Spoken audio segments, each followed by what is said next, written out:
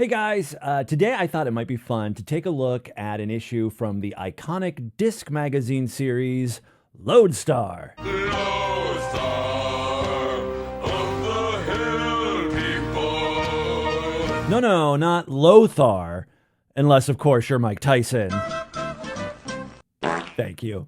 So Loadstar began publication in 1984, roughly 2 years after the introduction of the Commodore 64, and it lasted inexplicably until 2008. I mean, that's well beyond the years of 8-bit computing, Commodore as a company. I mean, by then we were firmly in the era of 64-bit computing, so it was a pretty impressive run. In all, there were 250 issues of Loadstar, and rather than starting with number 1, I thought it would be more fun to pick a random issue. So for that, we are going to spin the Wheel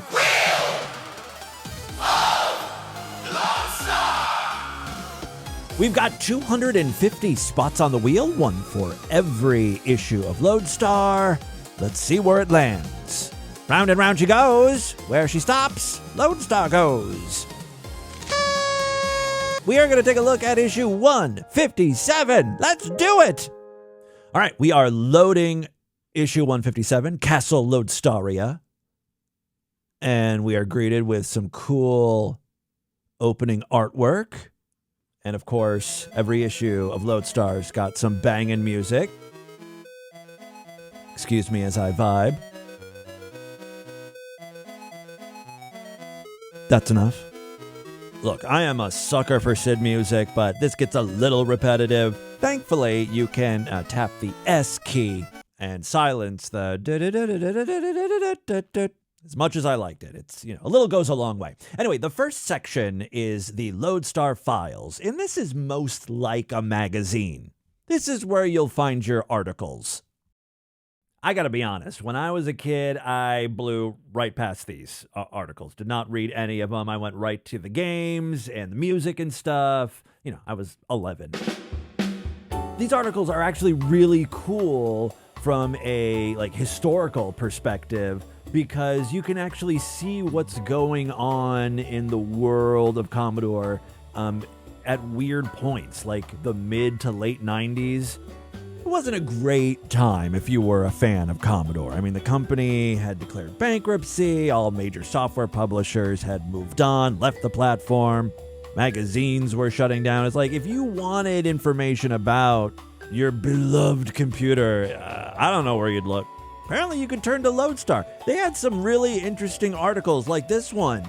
Apparently in 1997, the offices of CMD, makers of, the hard drives and Super CPU and RAM-Link and all those really cool hardware additions for Commodore, their offices were robbed and burglars stole all of their computers. Well, everything except the Commodores. They stole the Macs and the PCs. They left all of the Commodore stuff. They're like, this is worthless. Yeah, honestly, that kind of stung reading that. Still, I don't know, I found it interesting. Oh, the other thing I learned from this article is that Loadstar had a web presence in the 90s. By 1997, you could go to loadstar.com and learn more about Loadstar, find some supplemental articles, I guess, and files. Here is an archive of the website from the Internet Archive. This was actually from around the same time as the issue I'm featuring today. The Internet Archive actually captured this page during Loadstar 159, but there are files and images you can download. Like, here's a replacement Windows 95 startup screen. You could download this and make your Windows 95 look a little more C65-like. They've got a rundown of what's happening in every issue, including issue 157. So yeah, Loadstar had a presence in cyberspace. I don't want to spend too much time on this section because, it's a lot of words and this is a video and you don't watch videos to read. There is a visual component to this, though. The op-ed cartoons. Oh yeah, Loadstar had a point of view. They had something to say. Sometimes scathing, sometimes biting, sometimes thought-provoking, like this utterly brutal takedown of IBM. Yeah, ha! There's no coming back from that. Burned! It's actually pretty funny, right? And then there's this piece, imagining a Geraldo episode featuring Commodore users. It's cute. All right, enough of the traditional magazine aspects. Let's get into the real meat and potatoes of 157. The games, the utilities, the pictures, the sights, the sounds, the glitz, the glamour. I don't know what I'm even saying anymore. Okay, the first section after the Loadstar Files is Brainware, and for a dum-dum like me, this could prove problematic. Because, I'm recording myself, I'm putting myself out there, and the whole world is about to witness my struggles in the IQ department. And boy, is that on full display in this first game called C64. I'm so dumb, I didn't even catch that SEE64 was a play on Commodore 64, C64. See? I'm an idiot. Which explains why I had no idea how to play this card game. I even read through the instructions. Something about numbers or colors or something. Counting, suits, I don't know. I just had to move on. Sorry I wasn't able to give a proper demonstration of this game. Now, this next game, called Alien Zoo, I feel like I kind of redeemed myself. This is more my speed. In Alien Zoo, there is a 6x6 grid of various colored aliens. And your job is to make sure that no color repeats itself in the row and the column. This is a real pro-segregation game, actually. I hope that's not the message they're trying to send here. But yeah, you want to keep the colors separated on the columns and the rows. And the way you do that is by switching two aliens' places, right? So the aliens have to be touching one another, and then you can flip them either vertically or horizontally, and you keep doing that until each color is represented once in each row and column. And you can see me kicking butt here. Oh, I did so good. I'm a genius. The graphics are good. There's sound. That should be it. You can use your joystick.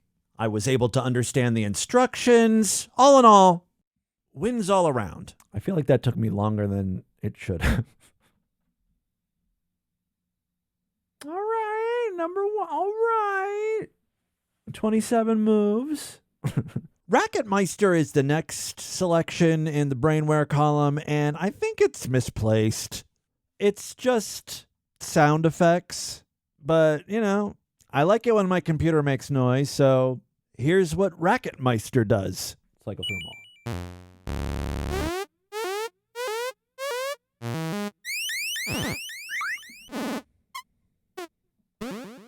And that's Racketmeister. Look, they can't all be alien zoos.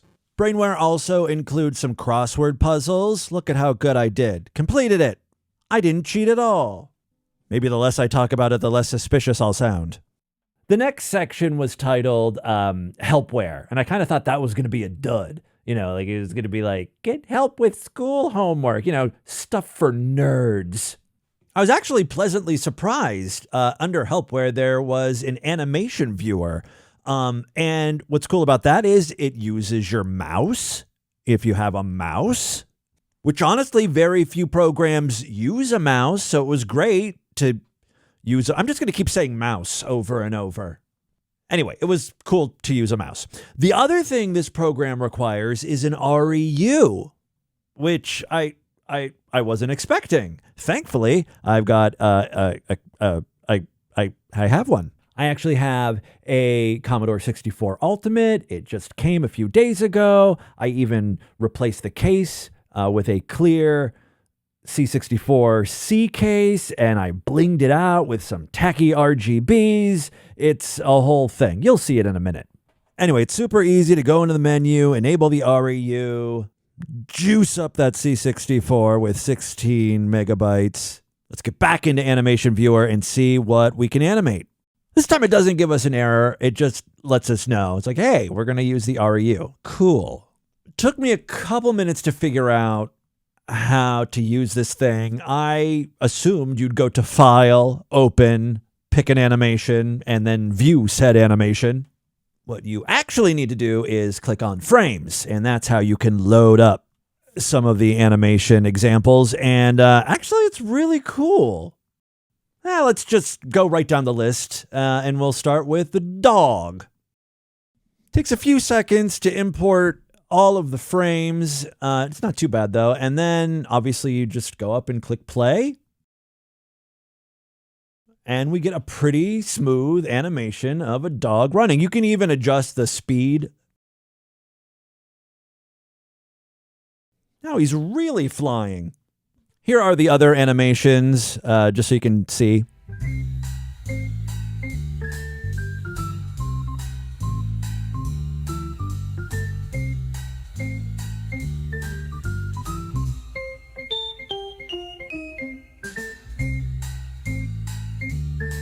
The next program on the Loadstar disk actually kind of surprised me. This is kind of useful if you are a globe-trotting storm chaser, like me, or you're just a fan of meteorological. If you are a fan of weather. Introducing Stormtrooper. Honestly, I probably spent the most time with this program, but that's only because I was messing around with printer settings. I was determined to get a virtual hard copy of this storm data. You'll see what I mean in a second. Just to give you an idea of how this works, you enter storm position data. Here I am entering information about Hurricane Nacho, which was my name in Spanish class in high school. For this example, I'm only going to enter one data point, but you can add multiple latitude and longitudes, and you can actually track the storm. I'll show you that in a minute, but for now, I entered the latitude and longitude for Cincinnati. I'll say the condition outside was murky, which is not unusual for Cincinnati. And then we can go display the map, and you'll see a little dot representing Hurricane Nacho sweeping through the Midwest. Included with the program are a couple of storms like Claudette. Someone went through the trouble of adding all of the tracking data, I guess, and you can see on the map how that storm moved. This is really where I started to get bogged down in this program because I was hell-bent on getting a printout of this map. And with the Commodore 64 Ultimate, there is a software printer where basically, instead of printing on a page of paper, it'll save the image as a PNG file. In theory. So the instruction manual with the Ultimate kind of suggests you use the Commodore MPS printer emulation, which I tried, and this program did not like that. Here is how that all printed out. Multiple pages of gibberish. Instead, I found that the Epson emulation worked a little bit better. There were still some problems, but it's kind of a usable image. There's graphics, at least. One important tip is when you're in the Ultimate menu, after you've printed, virtually printed something, make sure to go back into the Ultimate menu, hit F1, select printer, and then flush/eject. That basically tells the computer you're done printing that page. Otherwise, you might, blow up your computer. I don't know. Of course, the PNG files are stored on your USB drive. You can change that. This is not a printing tutorial. Read the manual if you want more information. We've got more important things to deal with. We've got another game on the Loadstar disk. Oh yeah, it's not just Alien Zoo. We've got Celtics to play. This is the one and only game under the Funware section. The objective in this game is to continually shoot what they call Celtics. To me, they just look like clouds in varying sizes. But you keep shooting them, keeping them in the air. The bigger Celtics drop faster, and they take more shots to prop them up. Occasionally, they change sizes, which will alter how fast they come down and how fast they stay up. It's a fun little game. It's got good graphics. It's got music. It utilizes the joystick. Here's just a couple minutes of me playing that so you can see what the game is all about and enjoy the music.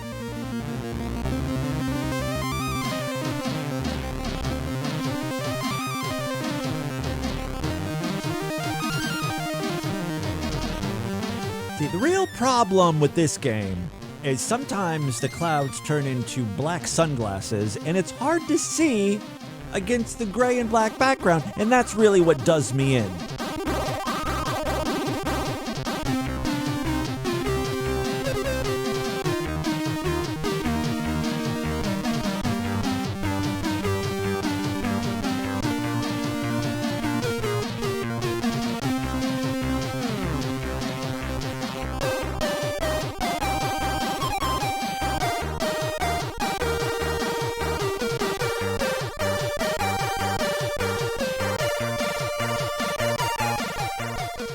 See, right there, I didn't see the sunglasses.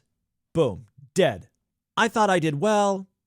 In the end, I didn't place anywhere on the high scoreboard. Hey, here's a little bit of that intro music again, but this time, let me point the camera towards my C64 so you can witness the amazing light show.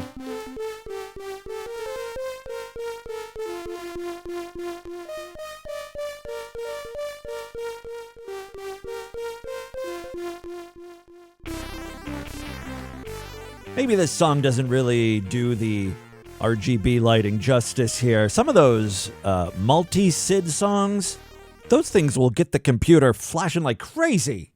Blinding. Believe it or not, we haven't reached the end yet. There's still a couple more things to check out, including Multimedia. We're not going to spend a lot of time on this. You'll see why. This is titled Flags and Anthems. Apparently, it's installment 9. I didn't see that the Roman numeral 9 thing until just now. When I first loaded this up, I was like, why isn't there like the United States anthem or Canada or France, Spain? I mean, no disrespect to Rwanda or Sierra Leone, but they're not at the top of my mind when I think of anthems. Anyway, it's fun. Listen to these things, I guess. Guys, this is edutainment. Open your minds, learn something.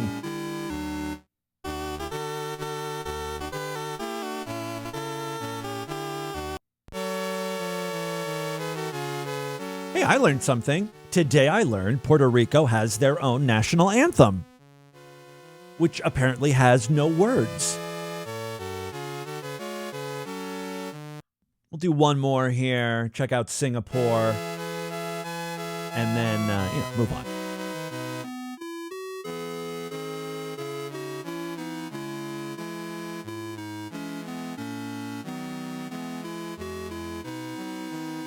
Next up, we've got more music in Musicware. This looks like it utilizes a SID player that was first published in Compute magazine. Maybe they updated it, and Loadstar is providing some more music to check out. Oh, you can also play the national anthems again. That's okay. I'm good. There's other music there at the bottom. And I think this SID player will also show you like the keyboard and the notes being played. Yeah.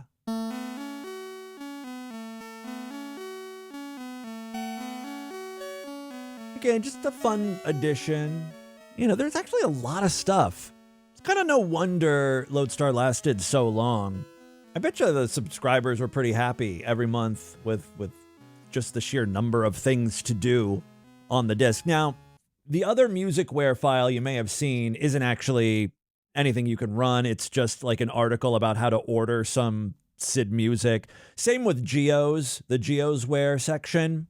There's information on how to order some Geo stuff, and then there's like a Geo Paint file, I think, in there that you could open up and see a picture. But I don't have Geos installed right now. I haven't messed around with that. There is one more thing I wanted to do real quick, and that is in Loadstar Briefs, back at the top in the Loadstar Files, you can actually view that title image. Remember the castle we saw when the thing first loaded? And then you can also print it out. So I'm going to try once again, print out a graphic from Loadstar. Let's see how it goes. Drum roll, please. This is what the graphic looks like on the screen. And ta-da! All right. Look, you can tell it's a castle. I think this was a huge success. Again, I played around with like the print density, how dark it was. Again, only Epson seemed to work. When you pick the Commodore printer, it just printed out more gibberish. So there you go. So this was a lot of fun. I hope you enjoyed going through issue 157 with me. If you want to check out Loadstar for yourself, you can actually purchase the entire archive for only $15. It's a pretty good deal. 250 issues for $15. And the person who is maintaining this archive is a former managing editor of Loadstar. So you're supporting people who actually had something to do with this. So that's really cool. If you would like to buy the complete Loadstar, I will provide a link down in the description. If you enjoyed this video and you want to see me do another one, go through another issue, let me know in the comments, and maybe I will do that. See you next time. Bye, everybody.